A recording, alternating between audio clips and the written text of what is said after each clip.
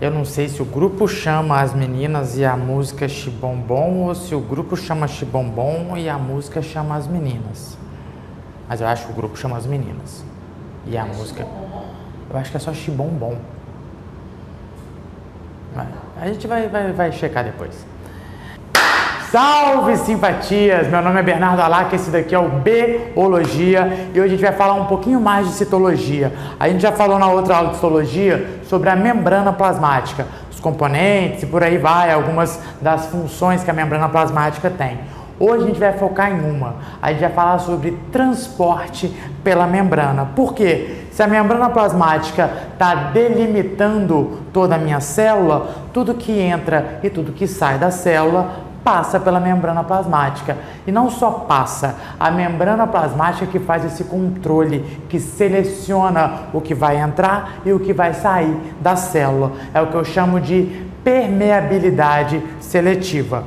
Parênteses, porque eu preciso falar uma coisinha muito importante para a gente poder conversar sobre permeabilidade seletiva e transporte pela membrana.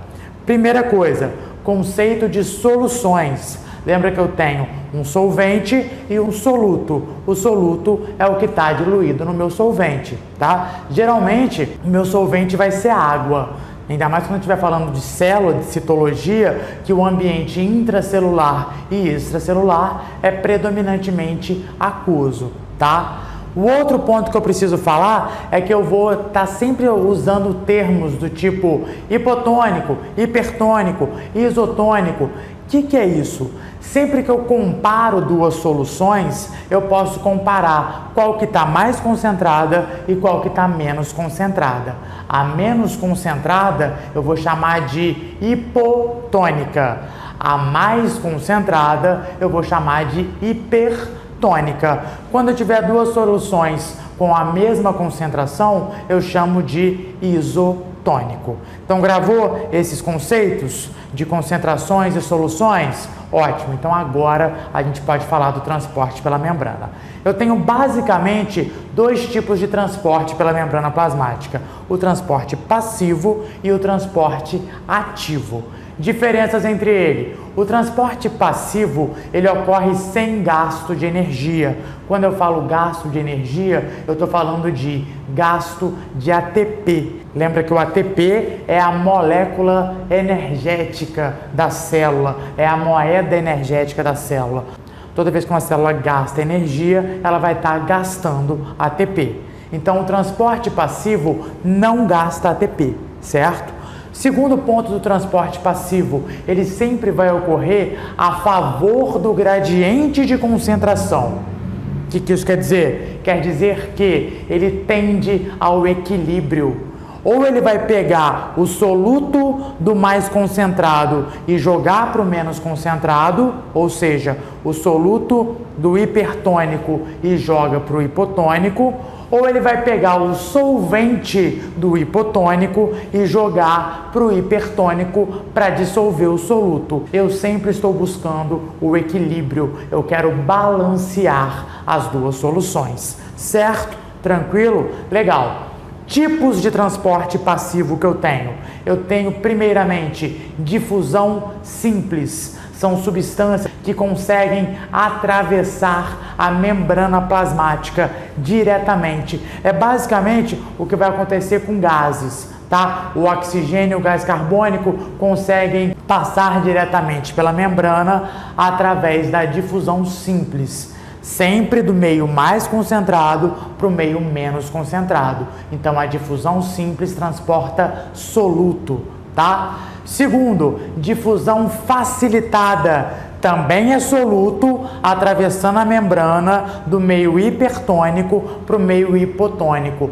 Agora, eu não atravesso a bicamada fosfolipídica diretamente. Eu dependo de proteínas para poder atravessar a membrana. Mas lembra que essa proteína não pode estar gastando energia para fazer isso. Senão, o transporte deixa de ser passivo. O transporte passivo não gasta energia, tá? Então, proteínas canais, por exemplo, que já estão ali abertinhas, vão poder fazer o transporte passivo do tipo de fusão facilitada. Onde é que eu enxergo isso? Algumas vitaminas vão fazer isso, a glicose nas células do fígado vão fazer esse tipo de transporte, tá? Terceiro e último tipo de transporte passivo, eu tenho a osmose. Eu acho que é o tipo de transporte que mais aparece em questões, é a osmose. Eu vou fazer um vídeo falando só da osmose lá pra frente, tá? Por enquanto, eu só vou falar para vocês que a osmose faz o transporte de solvente, que eu já falei que geralmente é água. Então, basicamente, geralmente eu tenho água passando do meio hipotônico para o meio hipertônico, certo? Então, esses são os meus 3 tipos de transporte passivo: difusão simples, difusão facilitada e osmose. E o transporte ativo? Como que ele se diferencia do passivo? Primeiro ponto, ele vai estar gastando energia, ele vai estar gastando ATP e ele vai sempre trabalhar contra o gradiente de concentração, ou seja, ele vai pegar o meio hipertônico e jogar mais soluto para ele, tirando do meio hipotônico, acentuando o desequilíbrio, como diria aquela música das meninas, bom xibom bom bom ou bom xibom, não sabemos exatamente. O rico cada vez fica mais rico e o pobre cada vez fica mais pobre. Você não conhece essa música provavelmente porque ela é lá da década de 90, onde a gente tinha uns axés politizados. Mas enfim, o ponto é que no transporte ativo a gente tem o meio hipertônico ficando mais concentrado, o meio hipotônico ficando menos concentrado. Para o ensino médio, a gente sempre usa como exemplo de transporte ativo a bomba de sódio e potássio. Por que bomba? Porque ela vai estar bombeando, não é porque ela vai estar explodindo não, tá? O que ela vai estar bombeando? Em princípio, a célula quer tirar o sódio de dentro dela, colocar para fora, e colocar o potássio dentro dela. Então eu quero sódio para fora, potássio para dentro. Como que a bomba de sódio e potássio ajuda nisso? Ela é uma proteína de membrana que ela vai funcionar tipo um Pac-Man, tá ligado? O Pac-Man, o bichinho Pac-Man. Imagina um Pac-Man que abre para os dois lados, para cima e para baixo. Aqui para cima eu tenho o meio externo, aqui para baixo é o meio intracelular.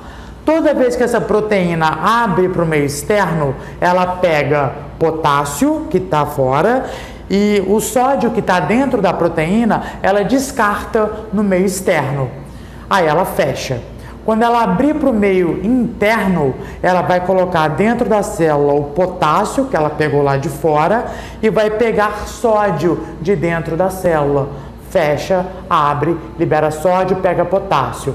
Fecha, abre, libera potássio, pega sódio e por aí vai. Então, normalmente a célula vai ter uma concentração de sódio maior no meio externo e de potássio maior no meio interno. Percebeu o desequilíbrio? Então, por isso que é um transporte ativo. Essa proteína, para fazer isso, gasta ATP, tá? Não esquece disso, beleza? Tranquilinho? Ótimo! Pega a visão aí então. Olha só, não é porque eu estou falando de equilíbrio e desequilíbrio que eu estou falando que existe uma dicotomia entre transporte passivo e transporte ativo. Os dois são importantes para o funcionamento celular. Manter um desequilíbrio de mais sódio do lado de fora e mais potássio dentro da célula vai ser muito importante quando a célula precisar realizar, por exemplo, o impulso nervoso. Tá? Mas eu vou falar de impulso nervoso, além de osmose e outras cocitas mais, em outros vídeos mais pra frente. Por hoje a gente fica por aqui. Lembra de deixar o seu polegar pra cima ali pra gente. Se inscreve no canal, acompanha nossos vídeos, acompanha também o nosso Instagram, o @beologia. E por hoje é só, a gente fica por aqui. Beijos de luz e até a próxima.